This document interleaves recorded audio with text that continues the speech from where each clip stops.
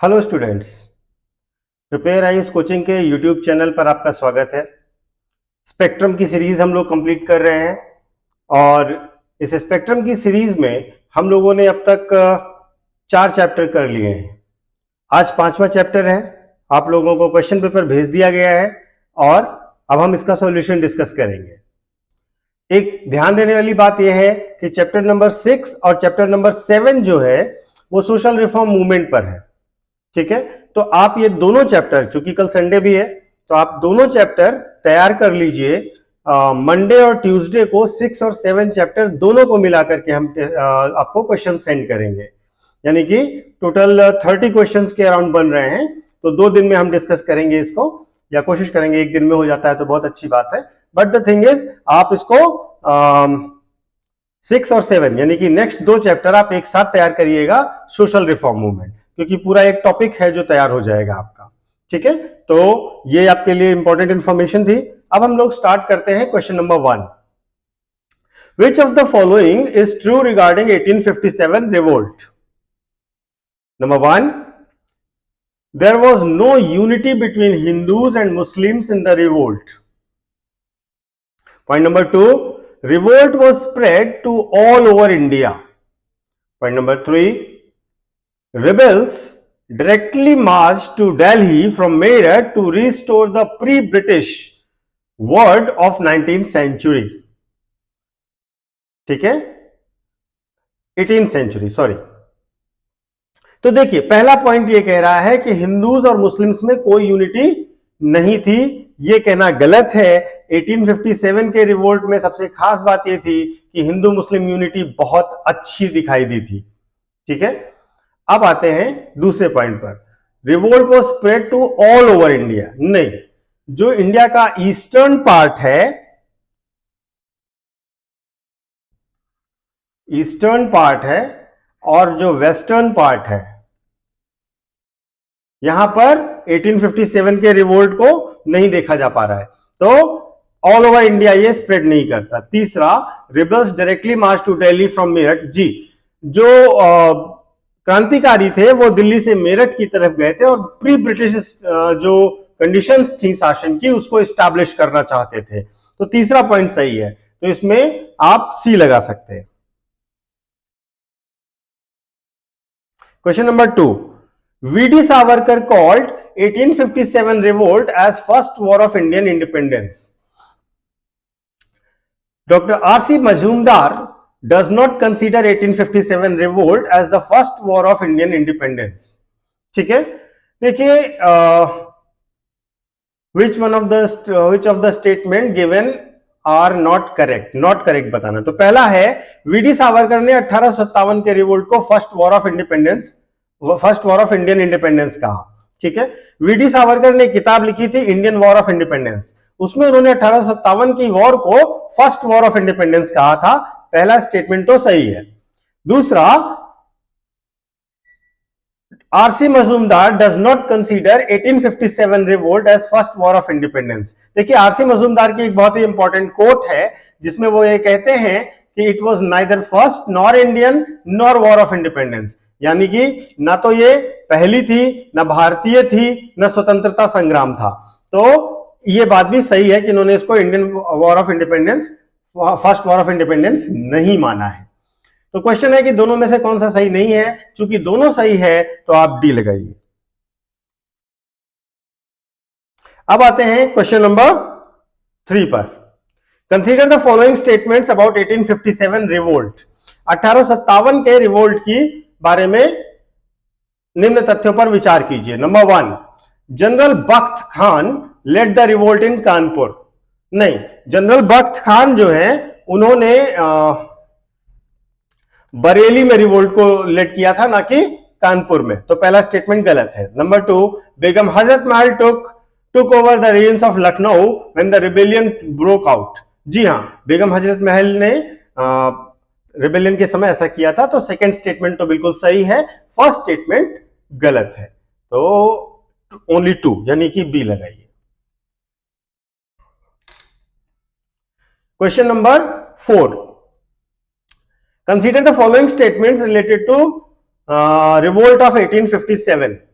The administrative policy of East India Company underwent frequent changes during the long period of 1757 to 1857. However, it never lost sight on its main objective, were the increase the company's profit, which were the to increase the company's profit.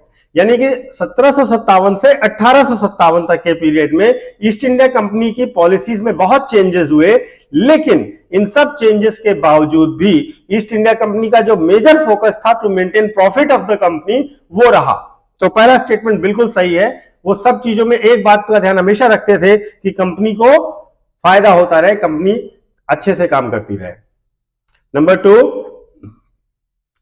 however, they did not focus on the law and order in the country, which ultimately caused the revolt of 1857. उन्होंने law and order पर ध्यान नहीं दिया, जिसकी वजह से 1857 का विद्रोह हुआ। नहीं, देखिए, अगर आपको प्रॉफिट कमाना है तो आप जाहिर सी बात है बिजनेस के बेहतर एनवायरनमेंट के लिए लॉ एंड ऑर्डर पर भी काम करेंगे। तो कंपनीज की पॉलिसी कहीं से भी ऐसा नहीं था कि वो लॉ एंड ऑर्डर पर फोकस नहीं कर रहे थे, वो कंपनी का भला चाहते थे। तो इसलिए समाज में स्थिरता बहुत जरूरी है, स्टेबिलिटी बहुत जरूरी है, तो वो लॉ एंड ऑर्डर पर तो फोकस कर रहे थे। आप अगर ये कहेंगे तो ये बात बिल्कुल सही नहीं है, तो सेकेंड स्टेटमेंट तो गलत है। तो आप फर्स्ट में ए लगाइए, फोर्थ में ए लगाइए, only one. Question number 5. Which among the following was not an outcome of 1857 revolt? पहला, तालुकादार्स of Awadh were reinstated and confirmed their estates.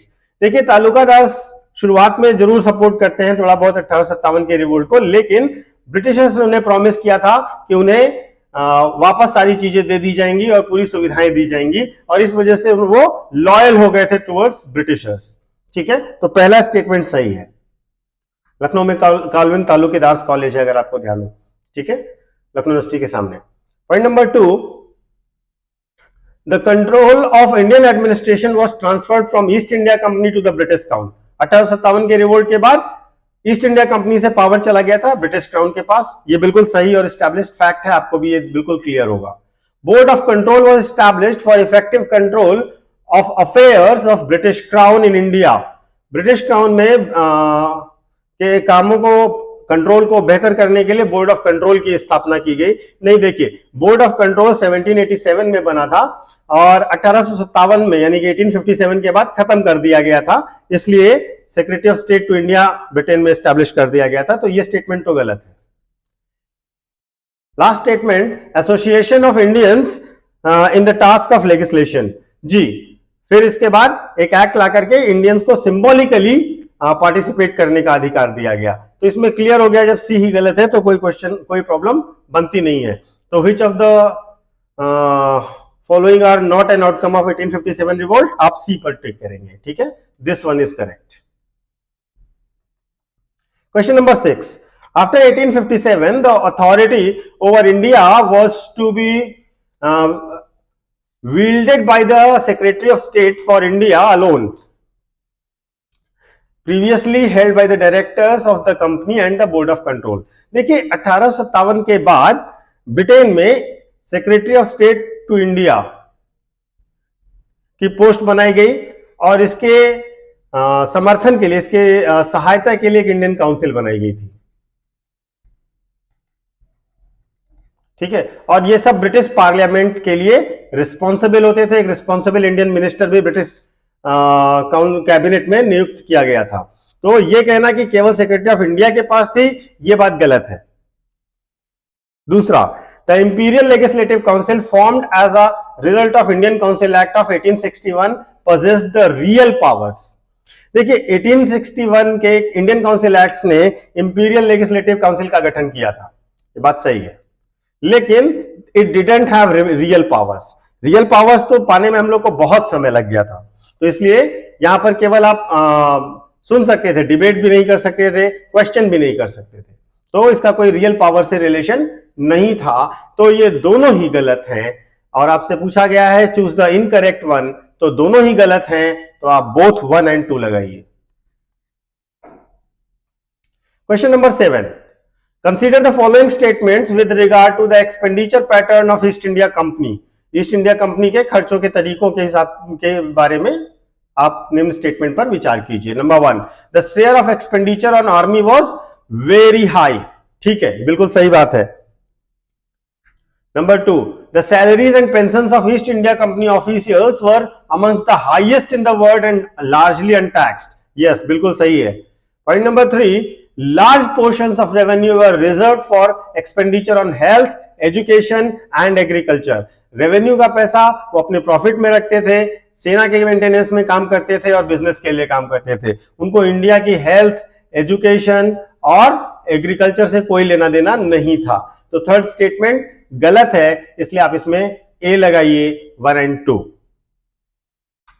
Question number 8, with reference to the sepoys discontent during the revolt of 1857, consider the following reasons which instigated the revolt। ठीक है, कौन से reasons थे जिनकी वजह से 1857 में सिपाहियों ने विद्रोह किया? नंबर 1, सी वॉयजेस, जो समुद्री यात्रा करते थे।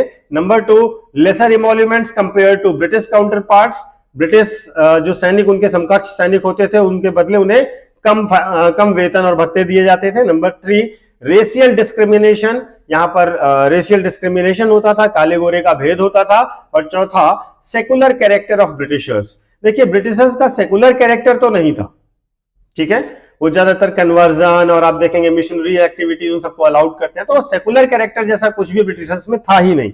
तो फोर्थ स्टेटमेंट तो गलत है। रेशियल डिस्क्रिमिनेशन होता था भारतीयों और अंग्रेजों में, कम वेतन भत्ते मिलते थे, और साथ ही साथ समुद्री यात्रा जिसको भारत में लोग धार्मिक तौर पर अच्छा नहीं मानते थे। तो ये तीनों रीजंस थे जिसकी वजह से सिपाहीज में यानी कि सिपाहियों में असंतुष्टि थी ब्रिटिश शासन के खिलाफ। तो इसमें अगर आपसे क्वेश्चन पूछा जा रहा है कि करेक्ट क्या है, तो 1, 2 and 3 यानी कि आप इसमें सी लगाइए। क्वेश्चन नंबर 9,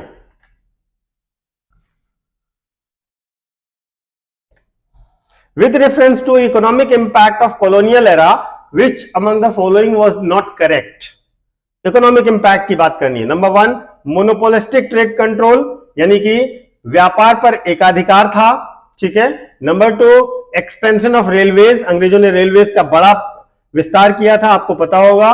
और India became market for the finished goods and supplier of raw materials. Bharat में फिनिश्ड गुड यूरोप से आती थी, ब्रिटेन से आती थी, और भारत केवल रॉ मटेरियल सप्लाई करता था ब्रिटेन को।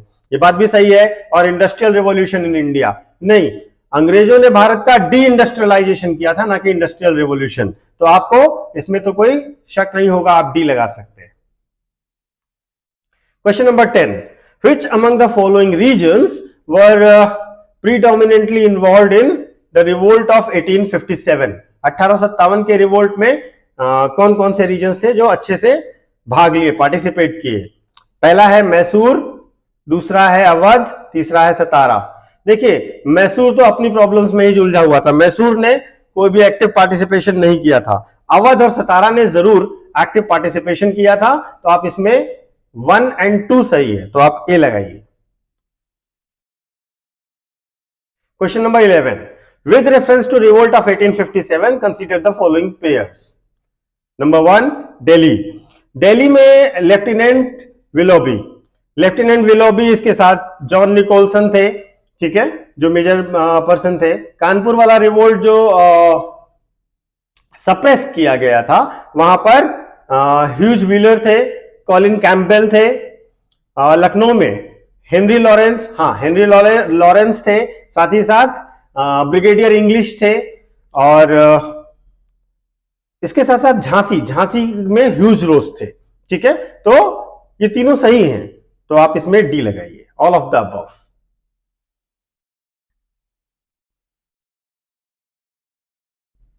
ठीक है। Question number 12, consider the following statements with regard to revolt of 1857, 1857 के रिवोल्ट के बारे में। Number 1, the doctrine of lapse was the major cause for the resentment of Indian princes. देखिए, भारत में जो भी आप देखेंगे ज्यादातर वो जो डॉक्ट्रिन ऑफ लैप्स में राज्य ले लिए गए थे, वहां पर ही विद्रोह शुरू हो रहा है। तो ये एक बड़ा रीजन तो था ही था। Number 2, Lord Dalhousie was the governor general of East India company during the revolt, ठीक है ना। तो जब रिवोल्ट हुआ तो उस समय लॉर्ड डलहौजी गवर्नर जनरल नहीं थे, Charles John Canning, I am very sorry, Charles John Canning उस समय ईस्ट इंडिया कंपनी के द्वारा अपॉइंटेड गवर्नर जनरल थे। तो सेकंड स्टेटमेंट गलत है, कैनिंग साहब थे। पहला स्टेटमेंट सही है, तो इसमें आप ओनली वन लगा सकते हैं। Question number 13, why did the revolt of 1857 fail? Consider the following statements. Number 1, it was not joined by certain groups and classes. बहुत कुछ ग्रुप्स और क्लासेस ने इसको ज्वाइन नहीं किया था, जैसे मिडिल क्लास इसको अच्छा नहीं मान रहा था, ठीक है। Modern educated Indian looked it as a backward looking. जो अभी जो मैंने मिडिल क्लास बोला, जो मॉडर्न एजुकेटेड इंडियंस हैं, वो ये मानते थे कि ये समय के चक्र को पीछे ले जाना चाहते हैं, दोबारा से उसी दौर में ले जाना चाहते हैं, मॉडर्नाइजेशन के अगेंस्ट है ये। तो ये बात भी सही है। Indian soldiers were well equipped. भारतीय जो सैनिक थे उनके पास बहुत बढ़िया हथियार थे, ये गलत है कहना, हम वेल इक्विप्ड नहीं थे। Number 3, there was a coherent ideology during the revolt. नहीं, रिवोल्ट के दौरान कोहेरेंट आइडियोलॉजी ना होना ही इसका एक फेल्योर का रीजन था, ठीक है। तो इसमें केवल 1 और 2 सही है, इसलिए आप इसमें ए लगाइए। Question number 14, which is the correct reason for white mutiny? Consider the following given below options and choose the correct one. ठीक है। Number 1, the transfer of power from the British East India Company to British Crown. Number 2, Indian sepoys were given equal rights. Number 3, Indians were appointed as an officer of European sepoys. None of the above.